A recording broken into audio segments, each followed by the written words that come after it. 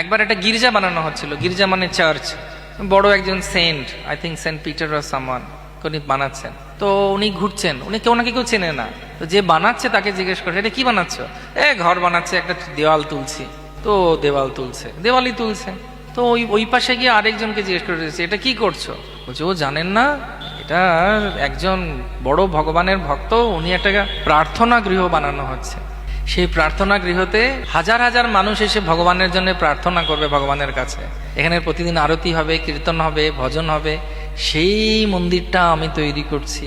তো একটা হচ্ছে ইঁটই দাঁড় দিয়েছে, দেওয়ালই তৈরি হচ্ছে, কিন্তু কি যে ভাবছে যে এই দেওয়ালটা আমি তৈরি করছি ভগবানের আনন্দের জন্যে, এটা সম্পূর্ণরূপে আমার নিজের উপরে নির্ভর করবে। আমি যেভাবে নাম জপ করব, আমি যেভাবে ধামে গিয়ে আশ্রয় গ্রহণ করব, আমি যেভাবে ভগবদ গীতা পড়ে সেটাকে উপলব্ধি করার চেষ্টা করব, সাধু সঙ্গের লাভ ওঠাবো, সেটা আমার নিজের হাতে আছে। নিজের হাতে যেগুলো আছে, এটা যদি আমি কোনো ভালো কথা, খারাপ কথা শুনবো না, আমি সবসময় ভালো কথাই শুনবো, চেষ্টা করা উচিত নিজের তরফ থেকে।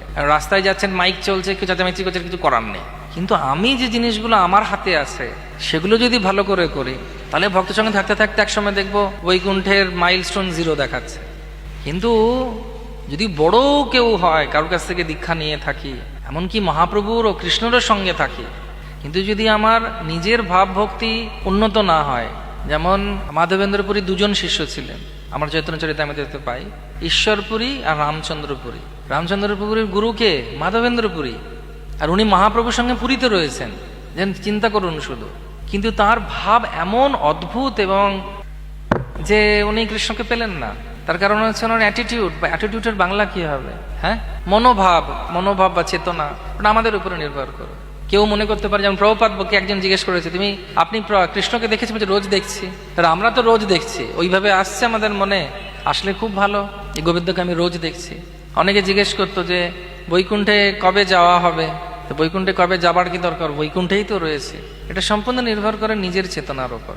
আমি যত বেশি করে ভগবানের নাম, কীর্তন, ভজন এসবে মন দেব, ভক্তদের সঙ্গে যে যে নিয়মগুলো আছে, ইয়ম আর নিয়মগুলো পালন করব, আমি আনন্দ থাকবো সব সময়। কারণ কৃষ্ণকে যদি কেউ চায়, আর যদি ও তার জন্যই চেষ্টা করে, কৃষ্ণ সবসময় তাকে খুশি রাখবে। এই জন্য তারা কোথাও যেতে চায় না, তারা সবসময় যেখানে আছে সেখানেই ভালো আছে, কোনো অসুবিধা নেই।